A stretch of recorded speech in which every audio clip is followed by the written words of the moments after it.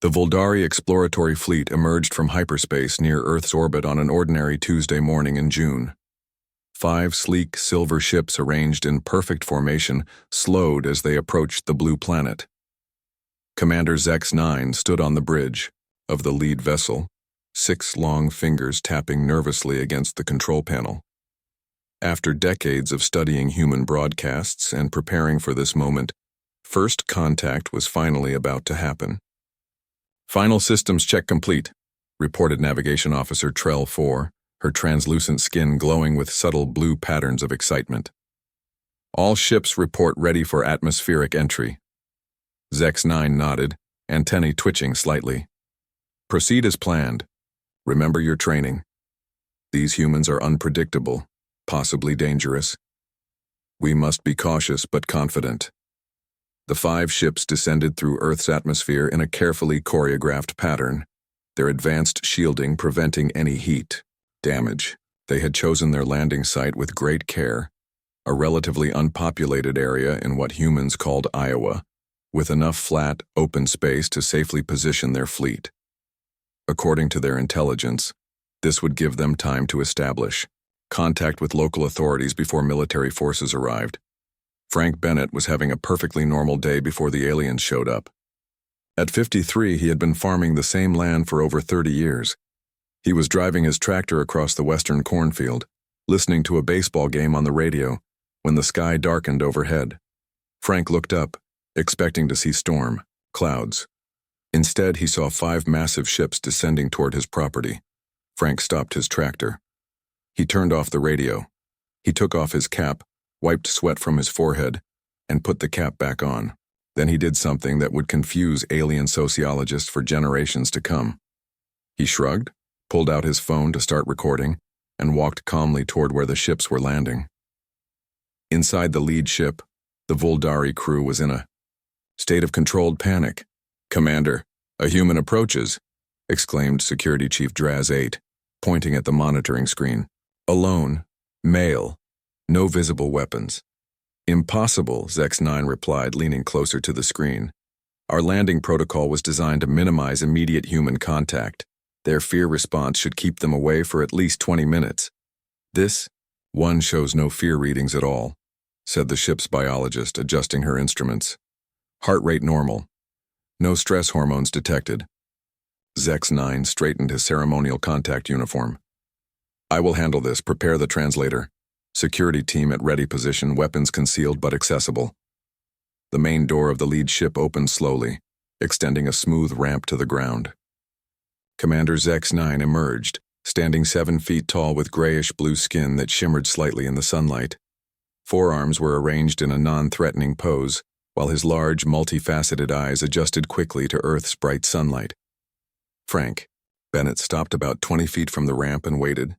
He continued recording with his phone in one hand while holding a thermos in the other. Zex-9 moved carefully down the ramp, translator device humming softly as it processed Earth languages. The commander had practiced the greeting thousands of times, a formal introduction designed by a xenopsychologist to reassure humans while establishing Voldari authority. "People of Earth," Zex-9 began, voice modulated to sound gentle yet commanding. "We come from beyond your stars with peaceful intent, seeking knowledge and exchange. I am Supreme Commander Zex-9 of the Voldari Collective, representing the United Worlds of the Outer Spiral." Frank nodded, looking remarkably unimpressed. "Huh. You fellas picked a hot day to visit. You want some coffee?" The translator struggled briefly with the casual response before providing Zex-9 with a meaning. The commander's training had not prepared him for this reaction. Where was the awe, the fear, the summoning of authorities? We have traveled 17 light years to make first contact with your species," Zex-9 tried again, emphasizing the importance of the moment. Frank nodded again. "That's quite a trip. Must be thirsty work." He held out the thermos. "It's still hot. Made it fresh this morning." The Voldari security team watched tensely from inside the ship. "Commander," Draz 8 spoke through the communication link, "our protocols advise against consuming native substances until proper analysis. But Zex-9 was now facing a diplomatic dilemma. Refusing what appeared to be a welcoming gesture could damage relations before they even began. The commander's cultural training indicated that sharing food and drink was an important bonding ritual in many human cultures. A small amount would be acceptable, Zex-9 decided, reaching out to accept the thermos. Frank unscrewed the cap, which also served as a cup, poured a small amount of dark liquid into it, and handed it to the alien commander. Zex-9 sniffed the liquid cautiously. The ship's sensors detected no immediate toxins, though they noted high levels of an unfamiliar compound. The commander took a small sip. The effect was almost immediate. The caffeine in the coffee, a substance completely unknown in Vuldari biochemistry, hit Zex-9's system like a powerful psychoactive drug. The commander's eyes widened, pupils expanding rapidly. "This is interesting," Zex-9 said, voice rising in pitch as the coffee began affecting his nervous system. "What do you call this substance?" "Just regular coffee," Frank replied, watching with interest as the alien commander's skin began changing colors, shifting from grayish-blue to a vibrant purple. "Might be a bit strong. I like it that way." Aboard the ship, the medical officer was now in a state of alarm. "Commander's vital signs are spiking, heart rates accelerating, brain activity off the charts." Zex-9 was no longer listening to his crew. The commander was experiencing the first caffeine high in Vuldari history, and it was overwhelming. The carefully planned first contact protocol collapsed as Zex-9 began speaking rapidly, explaining the entire history of Vuldari space exploration, while gesturing dramatically with all four arms. Frank Bennett simply nodded, occasionally sipping his own coffee while recording the increasingly animated alien commander. "You know," Frank said during a brief pause in the commander's monologue, "maybe I should call Doc Wright to come take a look at you. You're turning some interesting colors there." By the time Frank made the call to the local veterinarian, Samantha Wright, the nearest medical professional in the rural community, 3 more Vuldari had emerged from the ship to assist their commander, who was now sitting cross-legged on the ground, drawing star maps in the dirt and explaining faster-than-light travel principles to a confused grasshopper. The first hour of humanity's first contact with an alien species was not going according to anyone's plan.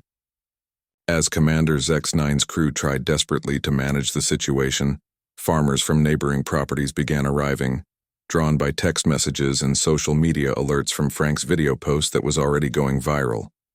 None of them showed the fear or panic that the Vuldari had expected. Instead, they brought lawn chairs, coolers of beer, and more coffee, settling in to watch the galaxy's most advanced diplomatic mission unravel over an accidental dose of caffeine. Dr. Samantha Wright pulled up to Frank Bennett's farm in her dusty pickup truck. She had received dozens of messages about aliens landing, but assumed it was a prank until she saw the 5 silver ships gleaming in the morning sun. A crowd of about 30 locals had gathered, keeping a respectful distance while taking photos with their phones. "Frank, what in the world is going on?" Samantha asked as she approached the farmer, medical bag in hand. Frank gestured toward Commander Zex-9, who was now spinning in slow circles with arms outstretched. "Gave him some coffee. Don't think they have it where he comes from." Samantha stared at the alien commander, whose skin now pulsed with waves of color. "You gave an alien coffee? Before checking if it was safe for them?" Frank shrugged. Seemed like the polite thing to do. Samantha shook her head and approached the alien carefully. Her veterinary training hadn't covered extraterrestrial biology, but medical emergencies were medical emergencies, regardless of the species. "Hello," she said calmly to the commander.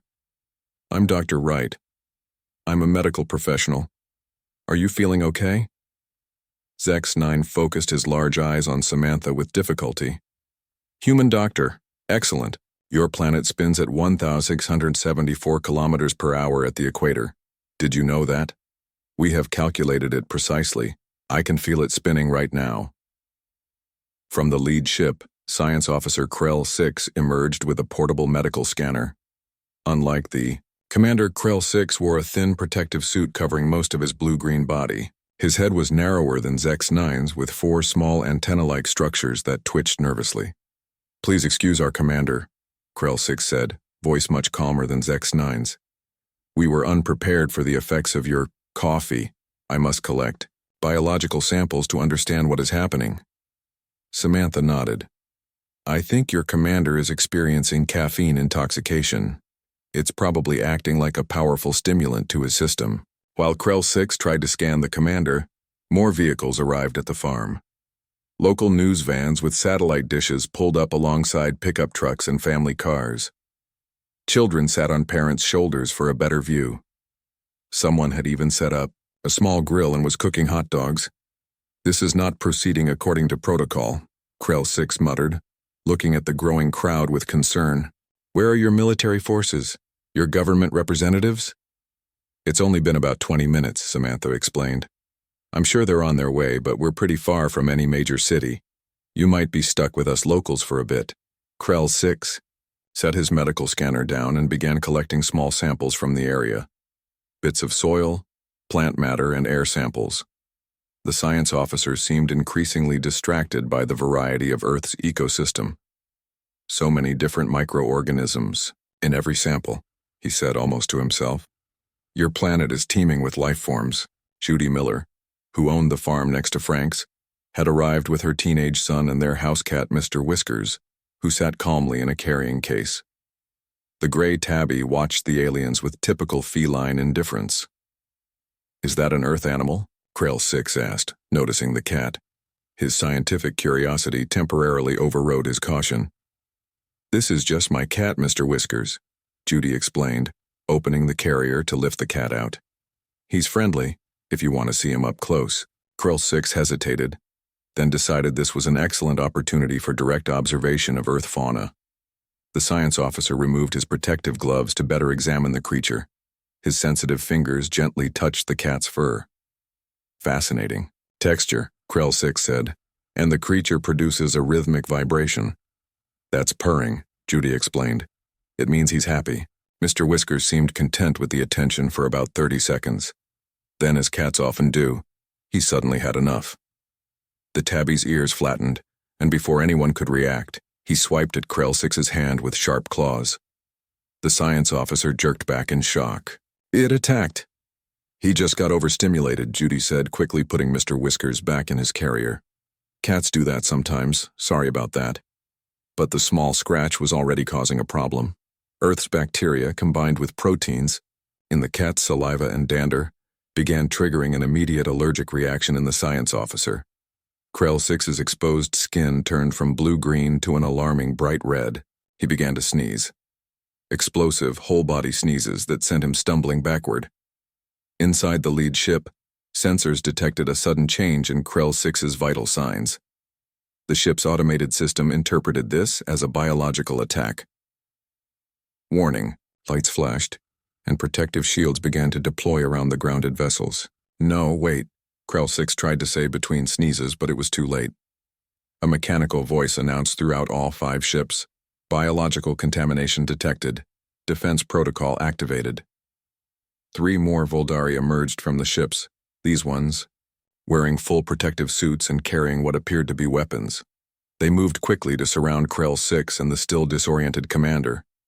The crowd of humans backed away slightly, but remarkably, no one ran in panic. They had watched too many science fiction movies to be truly surprised by anything happening now. Please remain calm, one of the suited Voldari announced. We mean no harm, but our officers have been exposed to potentially dangerous Earth substances. Samantha stepped forward, hands raised to show she was harmless. Your science officer is having an allergic reaction to the cat. It's not dangerous, just uncomfortable. I have medicines that might help. The Voldari security team looked at each other uncertainly. Their training hadn't covered this scenario. Commander Zex-9 was now sitting on the ground, the caffeine effects starting to wear off, being replaced by what humans would recognize as a caffeine crash. Krell 6 couldn't stop sneezing long enough to explain the situation. National Guard Captain Alan Garcia arrived just then, having broken several speed limits, to reach the farm. He had expected to find panic and chaos. Instead, he found a community picnic atmosphere with aliens in the middle. I'm Captain Garcia, he announced, approaching the group slowly. I'm the first government representative on site. Is everyone okay here? The lead Voldari security officer turned to face him. Your biological weapons have affected our crew. We demand an explanation. Biological weapons? Garcia looked confused. What biological weapons? That, the Voldari said, pointing at Mr. Whiskers in his carrier. Garcia stared at the cat, then at the aliens, then back at the cat. That's a house cat. It attacked our science officer and transmitted harmful substances, the security officer insisted while behind him Krell 6 sneezed so violently he fell over. Samantha opened her medical bag. Look, I have antihistamines here. They should help your officer feel better. She held up a small pill bottle. These reduce allergic reactions in humans. They might work for your friend too. The security team's leader looked at the small white pills with suspicion. How do we know this isn't another attack? Frank Bennett, who had started this whole situation with his offer of coffee, stepped forward. Look, if we wanted to hurt you, we wouldn't do it with cats and coffee. Those are practically our favorite things on Earth. Commander Zex 9, finally regaining some composure, managed to stand. The human speaks truth. I sense no deception. Let the doctor help Krell 6. The first hour on Earth had shown the Voldari one important fact. Even ordinary Earth substances could be hazardous to alien biology. As Samantha administered the antihistamine to the grateful science officer, dark Iowa clouds began gathering on the horizon. A summer storm was approaching, bringing new challenges that neither humans nor aliens could yet anticipate. Captain Alan Garcia surveyed the unusual scene before him. In his 15 years with the National Guard, he had trained for many emergency situations, but aliens landing in a cornfield had never been on the list. Even more surprising was how ordinary everyone was acting. The crowd of locals had grown to over 100 people, with more arriving every minute. I need to establish some order here, Garcia said, mostly to himself. He turned to address the gathering crowd. Folks, I need everyone to move back at least 100 yards from the ships. This is for your own safety. The crowd grumbled but began to comply. Garcia then approached the Voldari security team, who still formed a protective circle around Commander Zex 9 and the sniffling science officer Krell 6. I'm Captain Garcia with the National Guard. I'm here to help coordinate this situation until higher authorities arrive, he said, keeping his voice steady and professional. Can we establish some basic communication protocols? The lead security officer, whose uniform displayed the name Vazix 3, nodded stiffly. Acceptable. Our translator systems are functioning, but we are experiencing technical difficulties. The technical difficulties were actually related to Earth's unique electromagnetic field, which interfered subtly with the Voldari translation matrix. Words were coming through correctly, but emotional context and subtle meanings were being scrambled. This made the aliens interpret Captain Garcia's professional tone as aggressive, while they completely misunderstood the locals' casual curiosity as suspicious behavior. Our commanding officers are indisposed, Vazix 3 continued. I am authorized to maintain security until they recover. Garcia nodded. Understood. Our military and scientific experts are en route. In the meantime, what can we do to help your officers? Before Vazix 3 could respond, Dr. Samantha Wright approached with good news. The antihistamine seems to be working. Your science officer's reaction is subsiding. Krell 6 had indeed stopped sneezing, though his skin still showed blotchy patterns. Commander Zex 9 sat nearby, looking exhausted after his caffeine experience. The commander's antennae drooped noticeably. Thank you, human doctor, Krell 6 said, weakly. Your planet's biology is more aggressive than we anticipated. Patricia Douglas, who taught science at the local high school, had arrived just minutes earlier. A tall woman with curly gray hair and glasses, she watched the interaction. With professional interest, she approached Captain Garcia with an idea. Captain, I might be able to help explain some basic Earth biology to our visitors, she offered. It seems they're having trouble adapting to our environment. Garcia considered this. A scientific perspective might help prevent further misunderstandings. That's a good idea, Ms. Patricia Douglas. I teach high school science. Not exactly xenobiology, but the basics are probably still relevant. Garcia nodded and introduced her to the security team. This is Ms. Douglas, a science educator. She may be able to provide useful information about Earth's environment. Patricia smiled at the aliens. Hello. I understand you're having some reactions to our atmosphere and biology. That's not surprising. Earth has a complex ecosystem with millions of species and countless microorganisms. Vazix 3 tilted his head, the translator struggling with the concept of high school teacher. It kept alternating between juvenile training officer and knowledge distribution specialist. The security officer was wary but recognized the potential value of biological information. Our scientists would benefit from this knowledge, Vazix 3 acknowledged. Meanwhile, dark clouds had rolled in from the west. The summer storm that had been building was now approaching rapidly. Wind began to pick up, blowing dust across the farm field. Most of the locals, used to sudden Midwest weather changes, were already packing up their impromptu picnic gear. Patricia noticed the change in weather. We should probably move this conversation inside. We're about to get a typical summer thunderstorm. The Fuldari officers looked up at the darkening sky with concern. Their homeworld had a stable atmosphere with no weather patterns resembling Earth storms. Lightning, thunder, and heavy rain were completely foreign concepts to them. What is happening? To your atmosphere? Krell 6 asked, scientific curiosity overriding his discomfort. Just a thunderstorm, Patricia explained. They happen all the time here in summer. Warm air rises, cool air descends, and it creates electrical discharges and precipitation. The aliens stared at her in disbelief. Electrical discharges? In your atmosphere? Regularly? Before Patricia could answer, a distant rumble of thunder sounded. The Voldari security team immediately went into alert posture, their training interpreting the sound as possible weapons fire.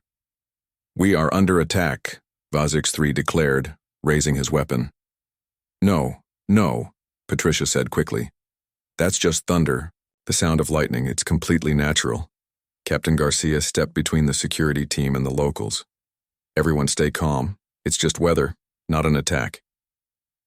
The Voldari weren't convinced. They had never experienced a planet where the atmosphere itself produced electrical discharges and explosive sounds. Their own world had gentle rains, but nothing like a Midwestern thunderstorm. Return to the ships, Vazix 3 ordered his team. Escort the commander and science officer to safety. The security team began moving quickly toward their vessels, supporting the still recovering officers. Humans watched in confusion as the aliens retreated. A bright flash of lightning split the sky, followed almost immediately by a crack of thunder that shook the ground. The storm was directly overhead now. Commander Zex 9, just reaching the ramp of the lead ship, looked up in terror as electricity arced through Earth's atmosphere. Their planet creates its own energy weapons, the commander exclaimed. Inside the ships, the Voldari crew were monitoring Earth broadcasts, trying to understand what was happening. Local news stations were now covering the alien landing, with reporters standing in the rain discussing the event with barely contained excitement.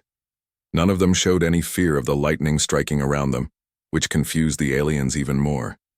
Captain Garcia, Patricia Douglas, and Samantha Wright stood in the rain, watching as the alien ships powered up their shields. The protective energy fields shimmered around each vessel, creating bubbles of protection against the storm. I don't think they have thunderstorms on their planet, Patricia said, rain soaking her hair and clothes. Probably not, Samantha agreed. To be fair, lightning would scare anyone who'd never seen it before. Just then, an enormous lightning bolt struck the communication array on top of the lead Voldari ship. The energy danced over the shield, then grounded itself through the vessel's structure. Inside, circuits overloaded. Warning alarms blared throughout all 5 ships. The communication array, designed to withstand space radiation and solar flares, had never been tested against direct lightning strikes. It failed spectacularly, sending cascading system failures through the ship's network. To the Voldari crew, already on edge from the strange Earth substances and bizarre weather, this confirmed their worst fears. Earth's atmosphere itself was attacking them with precision energy weapons. They sealed their ships completely, raising all defensive systems to maximum. From the Voldari perspective, The first hour on Earth had gone from diplomatic mission to survival situation. They had encountered strange biological weapons, unpredictable natives, and now direct energy attacks from the planet itself. As rain poured down on the farm field, Captain Garcia took out his phone. "I need to call my superiors. This just got a lot more complicated." Patricia looked up at the sealed alien ships, lightning still flashing overhead. "I think we need to find a way to explain Earth weather to them before this gets any worse." Sheriff Doug Wilson arrived at Frank Bennett's farm as the thunderstorm reached its peak. His police cruiser splashed through puddles on the dirt road leading to the landing site. At 59, Wilson had served as county sheriff for over 20 years. He had seen plenty of strange things in his time, but 5 alien spaceships with their shields up definitely topped the list. He parked next to Captain Garcia's vehicle and stepped out into the rain, pulling his jacket over his head. He spotted Garcia talking with Dr. Wright and a woman he recognized as the high school science teacher. "Afternoon, folks," Wilson said, approaching the group. "Got your call, Captain? Situation report?" Garcia looked relieved to see the sheriff. "The aliens landed about 45 minutes ago. Initial contact was peaceful, but they've had some bad reactions to Earth substances. Now they've sealed themselves in their ships after the lightning strike." Wilson nodded calmly as if alien landings were a regular Tuesday occurrence. "Have they made any threats?" "No, sir," Garcia replied. "They seem more afraid than aggressive." Wilson considered this. So their visitors having a bad first day. That's something I can work with. The sheriff had a reputation for calm handling of difficult situations. From bar fights to highway pileups, he approached every crisis with the same steady demeanor. Aliens weren't in his training manual, but frightened visitors were something he understood. "Has anyone tried calling them since they sealed up?" Wilson asked. Patricia Douglas shook her head. "Their communication array was hit by lightning. We're not sure if their systems are still working." Wilson looked at the ships, rain streaming down their silvery hulls and splashing off their energy shields. "Well, can't blame them for being spooked. First time I saw a twister as a kid, I hid in the basement for hours." Inside the lead ship, the Vuldari crew was in crisis mode. Engineers worked frantically to repair damaged systems while security officers monitored the humans outside. Commander Zex-9, recovered from the coffee incident but deeply shaken, sat in the command chair reviewing their options. "Status report," the commander demanded. "Communication array severely damaged," reported the chief engineer. "Internal communications functioning, but we cannot contact the other ships or our homeworld." "Defense systems?" Zex-9 asked. "Shields." "At 90% and holding. No further atmospheric energy attacks in the last 3 minutes." Junior Science Officer MEP-2, the youngest member of the expedition team, had been monitoring Earth broadcasts throughout the crisis. Unlike most of the crew who had studied human military capabilities, MEP-2 had specialized in human entertainment and culture. "Commander," MEP-2 said hesitantly, "I believe there may be a misunderstanding about the lightning." Zex-9 turned to the junior officer. "Explain." "Based on Earth broadcasts, these electrical discharges appear to be natural weather phenomena. Humans do not control them. They are simply a feature of Earth's atmosphere." The commander stared at the young officer. "Natural? You're suggesting their planet randomly produces energy discharges powerful enough to damage our advanced technology?" "Yes, Commander," MEP-2 confirmed. "According to my research, this happens thousands of times daily across their planet. Humans have adapted to live with it." The commander and other officers looked at each other in disbelief. Their homeworld had no comparable phenomena. The idea of evolving on a planet with unpredictable energy attacks from the sky was unthinkable. "If this is true," Zex-9 said slowly, "then these humans are more resilient than we realized." Outside, Sheriff Wilson had decided on a direct approach. He walked toward the lead ship, ignoring the rain soaking through his uniform. He stopped at the edge of the energy shield, which hummed softly and caused the rain to sizzle and evaporate on contact.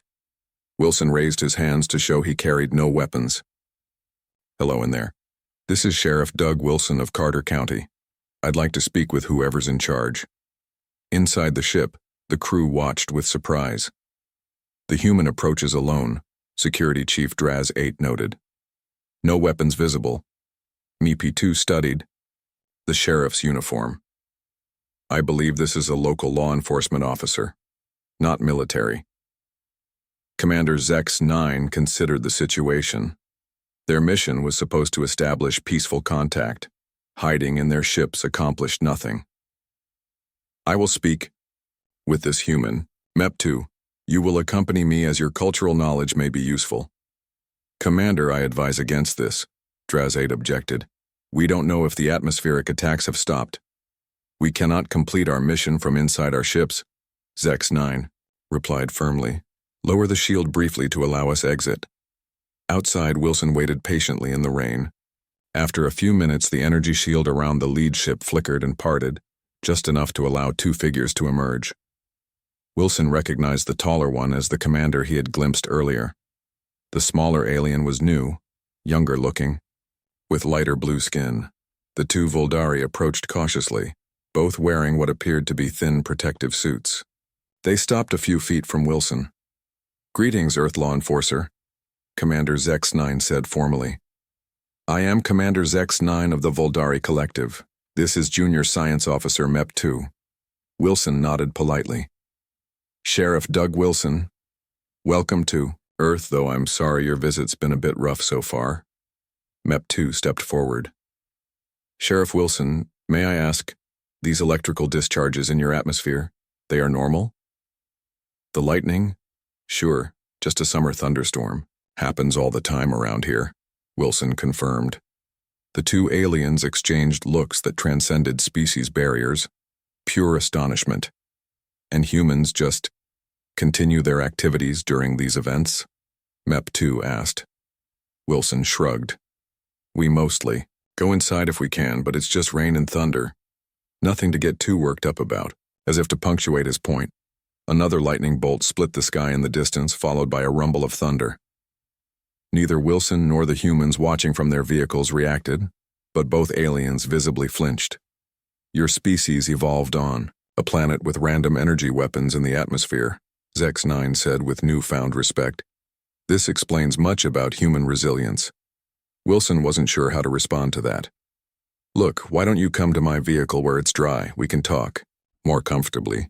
The aliens hesitated, but another crack of thunder made up their minds. They followed Wilson to his police cruiser. The car's interior lights illuminated the dashboard with its radio, computer, and various controls. MEP-2 studied everything with open curiosity. Please sit, Wilson said, gesturing to the back seat. He got in the driver's seat and turned to face them. Now let's start over. You folks came a long way to visit. What can we do to make your stay more pleasant? As the rain drummed on the roof of the police cruiser, the sheriff's simple hospitality began to bridge the gap that coffee, cats, and lightning had created. Junior Officer MEP-2 translated not just the words, but the cultural context for Commander Zex-9, helping the commander understand that Earth's sheriff was offering genuine help, not making a diplomatic challenge. For the first time since landing on this strange and dangerous planet, Commander Zex-9 began to relax. Perhaps humans were not just survivors of a hazardous world, they might actually be valuable allies. As the thunderstorm began to pass, the first hour of alien contact was drawing to a close.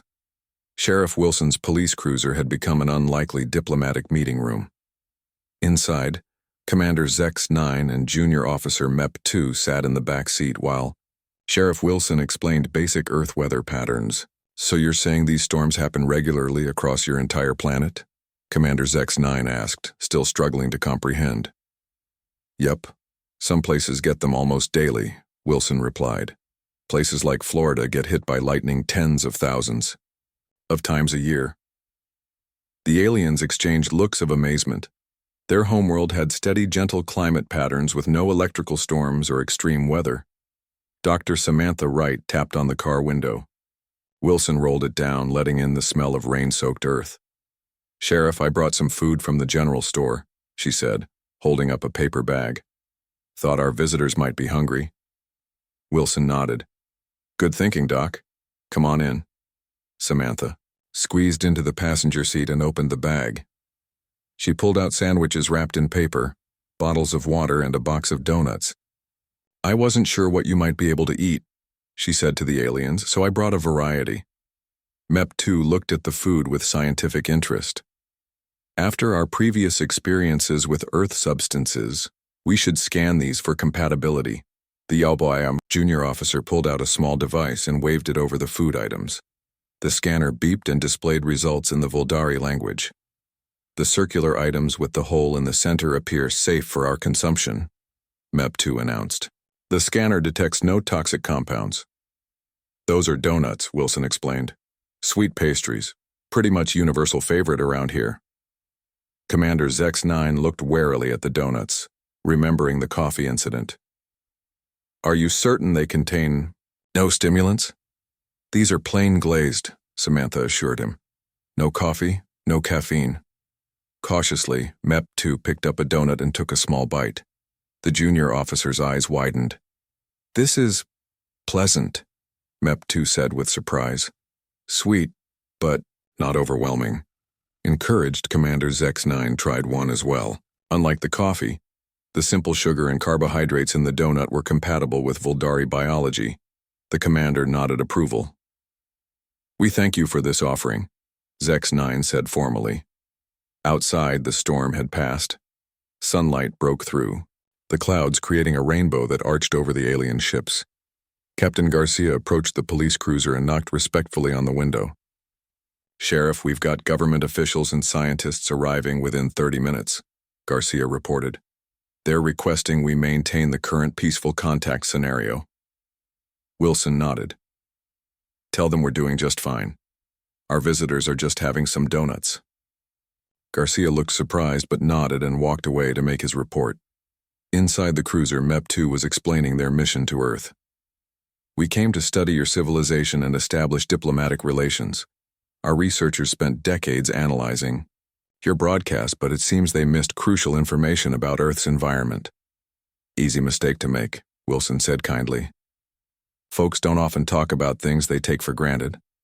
I wouldn't think to warn someone about thunderstorms, any more than I'd warn them about the ground being down and the sky being up. This simple statement made both aliens pause and consider. Their extensive preparation had focused on human technology, military capabilities, and political structures. They had overlooked the most basic environmental conditions that shaped human evolution. Your species evolved on a planet that would kill most other sentient species within their first day here, Commander Zex-9 observed. No wonder your people seemed so calm when we arrived. You face greater dangers from your own planet daily. Wilson chuckled. I never thought about it that way, but I suppose you're right. As they enjoyed their impromptu donut summit, news vans were setting up just beyond the perimeter that Captain Garcia had established. Reporters spoke excitedly into cameras, broadcasting the first alien contact worldwide. Inside the alien ships, the remaining crew watched these broadcasts with fascination. Commander, came a voice over Zex-9's communication device. The humans are transmitting information about our arrival globally. Their reaction appears to be excitement rather than fear. Noted, the commander replied. Continue monitoring and repair efforts. MEP2 looked thoughtful. Sheriff Wilson, may I ask why humans did not react with more fear to our arrival? In most scenarios we studied, aliens arriving on Earth caused panic. Wilson smiled. Those are just movies, son. Fiction. Real people are more practical. Sure, you're different from us, but you're not trying to blow up our landmarks or abduct our citizens. You're just visitors who had a rough landing. Samantha nodded in agreement. Plus, I think people have been expecting something like this for a long time. The universe is too big for us to be alone. This simple wisdom struck Commander Zex-9 profoundly. The Vuldari had approached Earth with caution bordering on fear, expecting either worship or warfare. Instead, they found people who offered coffee, medical help, and now donuts. Humans who casually accepted atmospheric energy discharges as normal and treated alien visitors with practical hospitality. As the first hour on Earth came to a close, Commander Zex-9 made a decision. Officer MEP2, when communications are restored, we must send an updated report to the collective. Our assessment of Earth requires significant revision. MEP2 nodded. What shall I tell them, Commander? Tell them. Zex-9 paused, looking out at the rainbow arching over the Iowa cornfield. Tell them that humans are not the primitive species we expected, nor the aggressive warriors we feared. They are something far more remarkable. They are survivors who have thrived on a planet that would kill most sentient species within their first hour of arrival. Sheriff Wilson finished his donut and brushed crumbs from his uniform. Well, I'm not sure about all that. We're just folks trying to get by like anyone else. As government vehicles began arriving in the distance, Commander Zex-9 understood that formal diplomatic relations would soon begin. There would be official meetings, cultural exchanges, and technology sharing, but the commander knew that no official diplomatic protocol could match the simple lesson of their first hour on Earth. Humans had evolved on a planet of constant challenges, making them uniquely resilient, practical, and adaptable. Sheriff Wilson, the commander said formally, on behalf of the Voldari Collective, I thank you for your hospitality during our difficult arrival. Wilson nodded. Happy to help. Welcome to Earth. If you can handle the first hour, the rest gets a bit easier. And as the first official diplomatic team approached across the muddy field, Commander Zex-9 believed that might actually be true.